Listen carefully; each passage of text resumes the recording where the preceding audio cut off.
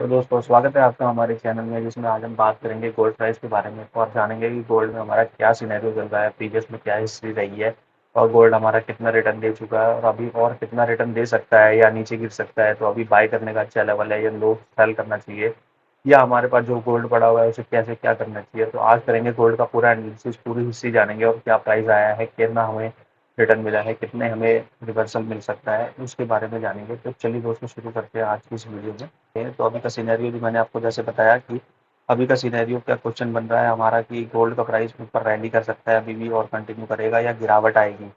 तो अभी जान लेते हैं इसके बारे में। अभी तो गोल्ड का प्राइस चल रहा है इसके अंदर, वो चल रहा है 1,30,35,000 रुपये के आसपास और पर 10 ग्राम।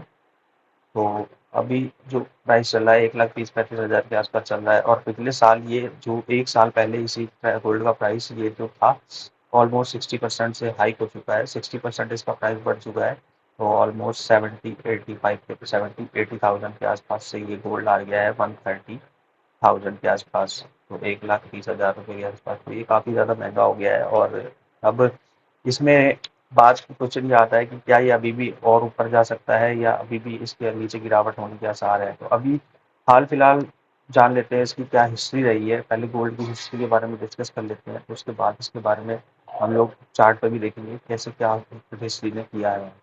तो सबसे पहले जान लेते हैं हिस्ट्री में क्या हुआ था इसके साथ में। हिस्ट्री में हमारा गोल्ड का प्राइस जो हुआ करता था वो 1980 में काफ़ी ज़्यादा हाइक हुआ था। और इसके कई सारे मेन रीजंस थे, रीजन हमारे इसके अंदर लिस्टेड है। काफ़ी सारे सिनेरियोज हुए थे उस टाइम पे। गोल्ड का प्राइस 1,10,000 रुपये के आसपास चला गया था 90s 80s में। 80s के टाइम पे आप समझ सकते हैं कितना ज़्यादा प्राइस था 80s के हिसाब से। तो उस हिसाब से बहुत ज़्यादा प्राइस ओवर हो गया था। और ये काफ़ी ज़्यादा रीजंस थे इसके। पहला रीज़न हमारा ईरान इराक रिवोल्ट था, जिसके कारण 7% से क्रूड ऑयल के प्राइस हमारे हाइक हो गए थे।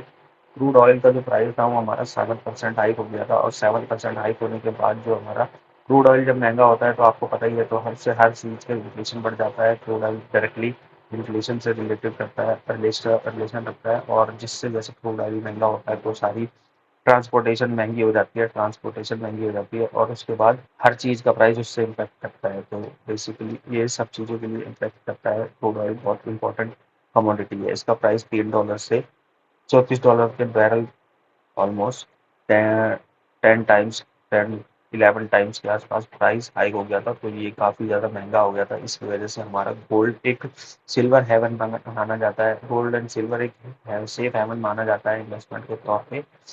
अगर आपको किसी चीज़ में इन्वेस्टमेंट करना है तो आप इन्वेस्ट करेंगे तो गोल्ड में कर सकते हैं। ये एक सेफ इन्वेस्टमेंट माने जाते हैं गोल्ड में, सिल्वर में। ये एक कमोडिटीज़ जो होती है हमारे हेज के रूप में काम करती हैं।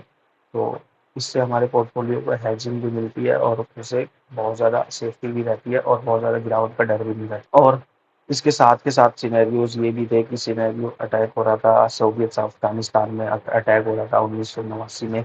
अटैक हुआ था, कोल्ड वॉर का शुरुआत हुआ था उस टाइम पे। यूएसएसआर ने अफगानिस्तान में अटैक करके उसको हरा दिया था और अफगानिस्तान पे कब्जा कर लिया था। मार्केट में फियर फियर चल रहा था, तो सभी गोल्ड और कमोडिटीज के प्राइस स्काई रॉकेट हो रहे थे। सब अपने अपने इन्वेस्टमेंट को सोच रहे थे कि सेफ टू सेफ इन्वेस्टमेंट किया जाए, ज़्यादा से ज़्यादा रिटर्न निकाले जाए। तो इसीलिए उस टाइम पे सब गोल्ड वगैरह की तरफ अपने रुझान हुआ। तो गोल्ड लोगों ने खरीदा, परचेज किया, जिसकी वजह से गोल्ड के प्राइस हाइक होते गए। क्योंकि गोल्ड जो कमोडिटी है वो उसकी सप्लाई जो है वो लिमिटेड है और ये अपना डिमांड एंड सप्लाई पे काम करता है। डिमांड एंड सप्लाई पे काम करता है गोल्ड। अगर इसकी डिमांड बढ़ेगी तो प्राइस तो, कमोडिटी तो लिमिटेड है तो उसकी वजह से प्राइस उसमें अपने आप हाई होता चला जाएगा और प्राइस बढ़ने के कारण इसका रेट बढ़ता चला गया था प्रीवियस में। और ईरान इराक का स्ट्राइक, ईरान में हॉस्टेजेस क्राइसिस भी हुआ था 1979 से 53 हॉस्टेजेस को तेहरान में बंद कर लिया था। पैनिक बाइंग इन गोल्ड हुई थी। गोल्ड में बहुत ज़्यादा तेज़ी से बाइंग हुई थी क्योंकि लोग अपने पैसे को कभी भी मार्केट में गिरता हुआ नहीं फेंकना चाहते और अपने पैसे को सेफ टू सेफ रखना चाहते हैं, जिसकी वजह से गोल्ड एक बहुत अच्छी अपॉर्चुनिटी दिखती है लोगों को। इसलिए गोल्ड को जब कभी भी पैनिक सिचुएशन आती है तो गोल्ड को हमेशा प्रेफर किया जाता है कि गोल्ड हमारे पास परचेज में रहे। और इसके ये हर हर कम्युनिटी, हर कंट्री और हर एक लेवल पे ये काम किया जाता है और इसको एक सेफ हेवन माना जाता है। इसीलिए गोल्ड के प्राइस में बाइंग हुई और डिमांड एंड सप्लाई का खेल था सारा का सारा, तो उस टाइम पे बाइंग बहुत तेजी से हुई और प्राइस काफ़ी ज़्यादा हाइक हो गए थे। बात कर लेते हैं गोल्ड रश का क्या रिजल्ट आया था। गोल्ड रश के बाद हमारा रिजल्ट ये हुआ था, गोल्ड के प्राइस जो 1978 में 1978 में 1978 के अंदर जो गोल्ड का प्राइस था $200 पर आउंस हुआ करता था, वो चला गया 126% हाइक हो गया और इसका प्राइस जो है 1330 रुपये पर 10 ग्राम के आसपास हो गया। पर 10 ग्राम के आसपास हो गया, इंडियन रुपीज़ में 1,30,000 रुपये के आसपास तोला हो गया। तो ये काफ़ी ज़्यादा हाइक हो गया था और इसी को वॉल्कर शॉक के नाम से जाना जाता है। अक्टूबर 1977 में 79 में फेड ने इंटरेस्ट रेट भी हाइक कर लिए थे, तो 11% से 20% किया, तो जिससे वॉल्कर शॉक बना। 1980 के एंड तक गोल्ड $600 के भी नीचे उतर गया था, $600 पर डॉलर्स के नीचे हुए उतर गया था और ये 68% के आसपास का क्रैश था। तो हमें 1980 से हमें क्या सीखने को मिल रहा है, 1980 से हमें क्या रिजल्ट मिला है। मार्केट को टाइम करना इम्पॉसिबल है, मार्केट अपने हिसाब से चलता है। मार्केट डाइवर्सिफिकेशन और एक की हो सकता है हमारे लिए, पोर्टफोलियो को मैनेज करने के लिए डाइवर्सिफिकेशन की वजह से हमारे पोर्टफोलियो में जो लॉसेज हैं वो दिखने से बच सकते हैं। सेंट्रल बैंक कभी कभी कभी भी चेंज हो सकती है, कोई भी पॉलिसी ऐसी आ सकती है जिसकी वजह से वो गोल्ड प्राइस के थोड़ा सा भी डिनोट करके सेल ऑफ भी कर सकते हैं। और गोल्ड प्राइस को बाय और सेल करने की वजह से भी बहुत ज़्यादा इम्पैक्ट पड़ता है हमारे में। लोकल रिटेल इन्वेस्टर्स के प्राइस के बाय और सेल करने से फ़र्क इतना नहीं पड़ेगा, बट ये सेंट्रल बैंक्स जो होती हैं, central banks all India all over world की, ये जब बाई और सेल करते हैं तो बहुत हैवी क्वांटिटी में करते हैं, तो जिसकी वजह से बाइंग और सेलिंग के कारण काफ़ी ज़्यादा डिमांड और सप्लाई क्रिएट हो जाती है, तो इस वजह से प्राइस में काफ़ी ज़्यादा इम्पैक्ट पड़ जाता है। तो जियोपॉलिटिकल टेंशंस की वजह से भी आजकल ऐसा हो सकता है कि प्राइस में काफ़ी ज़्यादा उतार-चढ़ाव दिखा जा सकता है। तो आज भी यही सॉल्यूशन निकलता है, कंक्लूज़न हमारा यही निकलता है कि आपको अपने पोर्टफोलियो को, कंक्लूज़न की बात की जाए तो हमारा कंक्लूज़न ये निकलता है कि हिस्ट्री हमेशा रिपीट होती है और हिस्ट्री के रिपीटिशन के चांसेस बहुत ज़्यादा होते हैं, क्योंकि शेयर मार्केट जो है वो रिपीटिशन पे चल रहा होता है और इसमें हर एक प्राइस और कमोडिटी का भी जो भी है वो सब भी अपने प्राइस को रिपीट करते हैं और वो किस तरीके से करते हैं वो टाइम टू टाइम मैटर करता रहता है। वो उसके कारण अभी जो सिनेरियो बन रहा है वो 2025 की रैली बन चुकी है और 2008 1980s में जो क्रैश और जो हाइक होने के बाद जो क्रैश आया था वो लगभग 68% के आसपास था और 68% के क्रैश के बाद ऑलमोस्ट गोल्ड ने अपना पीक हाई पकड़ा, बट वो काफ़ी टाइम बाद पकड़ा, लेकिन वो जो जो रश आया था वो गोल्ड में काफ़ी ज़्यादा सीवियर था और इसमें जो है बाइंग हुई थी और उसके बाद फिर सेलिंग भी हुई थी, बट वो आज के सिनेरियो को सेम रिप्लिकेट करता है। तो अभी जो गोल्ड का प्राइस है वो काफ़ी ज़्यादा हाइक हो चुका है। तो मैं अभी आपको इसको चार्ट पे ले जाके दिखाता हूँ। प्राइस की अभी आज की डेट में बात की जाए तो गोल्ड प्राइस ऑलमोस्ट ऑलमोस्ट अपने इस बेस लेवल से 27% हाइक हो चुका है और अभी इसका करेक्शन का फेज मुझे लगता है बनने वाला है, जैसे कि 1980s में हुआ था। 80s के मैं चार्ट को आपको दिखा देता हूँ। सेम इसी तरीके की रैली हुई थी जैसा कि मैंने अभी आपको बताया। यहाँ से $200 से प्राइस $200 के आसपास से प्राइस ऑलमोस्ट $600 तक चला गया था। $600 के बाद फिर इसका जब करेक्शन फेज आया तो करेक्शन फेज ने ऑलमोस्ट ऑलमोस्ट 63% के आसपास इसने क्रैश कर दिया था और गोल्ड का प्राइस $600 तक टूट गया था, $566 तक टूट गया था। तो यहाँ कहीं से बाइंग इसकी इनिशिएट हुई और ये पीक हाई ऐसा पैनिक बाइंग टाइप का बना और उसके बाद जो करेक्शन आया वो ऑलमोस्ट 50% 60% के आसपास का करेक्शन रहा था।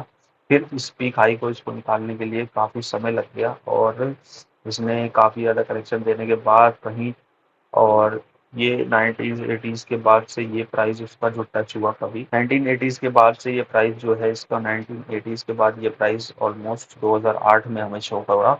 तो काफ़ी ज़्यादा लंबा समय तक तो ये कंसोलिडेशन टाइप का हो गया और इसी बीच गोल्ड ने 68% के आसपास का क्रैश दिखाई दिया और गोल्ड का प्राइस स्टेबल कंसोलिडेशन फेज में चले गए। तो इसीलिए गोल्ड हमेशा एक सेफ हेवन नहीं बना है। कभी कभी इसने कभी कभी इसने इक्विटी से भी बहुत कम रिटर्न दिए हैं, बट ये एक सेफ इसलिए एसेट माना जाता है क्योंकि एवरी सेंट्रल बैंक इसको मेंटेन करता है। हर हर कंट्री के पास इसका गोल्ड का रिजर्व है, जिसकी वजह से डॉलर और इसकी प्राइस में फ्लक्चुएशन नहीं होता है, जिसकी वजह से एक एक सेफ्टी नेट की प्राइस से ट्रीट किया जाता है। तो इसीलिए इन्हीं कारणों की वजह से के प्राइस में हाइक हुई, डिमांड क्रिएट हुई 1980s के वॉर के कारण, और जो क्रैश आया वो लगभग 68% के आसपास का था। तो जिसकी वजह से गोल्ड ने काफ़ी ज़्यादा डाउनफॉल दिखाया था, तो आज का भी सिनेरियो लगभग कुछ इसी तरीके का बनता हुआ दिखाई दे रहा है। तो आज के सिनेरियो को दिखा देता हूँ मैं आपको। आज के सिनेरियो में भी गोल्ड ने लगभग ये रैली कर दी है। गोल्ड ने लगभग लगभग यहाँ से अपना 27% का हाइक इसने मार दिया है। 27% के हाइक इसने मार दिया है। अभी ये थोड़ा बहुत ये ऊपर भी जा सकता है, बट अभी कुछ कह नहीं सकते। लेकिन इसके डिमांड और सप्लाई जब भी इसमें करेक्शन शुरू होगा, तो ऑलमोस्ट 40 to 50% के आसपास का इसमें करेक्शन होने की उम्मीद है। तो अभी के लिए आप वेट कर सकते हैं। तो जैसे जब कभी आपका गोल्ड में इन्वेस्टमेंट करने का मन हो, तो आप थोड़ा मोड़ा इन्वेस्ट कर सकते हैं, बट अभी बहुत ज़्यादा पैसा लगाने की चांस नहीं है, क्योंकि करेक्शन आने की उम्मीद है। क्योंकि एक पैनिक बाइंग हुई है, जैसा कि आप ये देख सकते हैं, कोई भी रेड कैंडल नहीं है। इस सिनेरियो में बाइंग करना थोड़ा सा रिस्क रिवॉर्ड मेंटेन नहीं करेगा। तो अगर आप लॉन्ग टर्म इन्वेस्टर हैं, तो आपके लिए ये एक वो होल्ड करने की अपॉर्चुनिटी बन सकती है। अगर आप शॉर्ट टर्म इन्वेस्टर है, तो ट्रेडर है और बायर है, तो इसके लिए आपको थोड़ा सा वेट करना पड़ेगा, ताकि आपके सिनेरियो रिस्क रिवॉर्ड आपका फेवरेबल बने।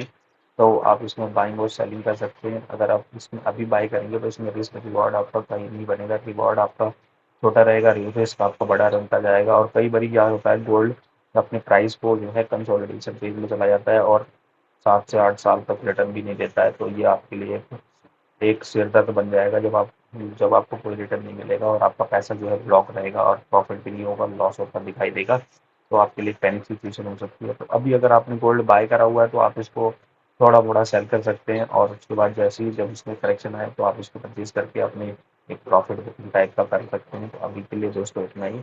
मिलते हैं नेक्स्ट वीडियो में। वीडियो अगर इन्फॉर्मेटिव लगा हो, तो वीडियो को लाइक शेयर और सब्सक्राइब जरूर करें। चैनल को सब्सक्राइब जरूर करें। Thank you very much.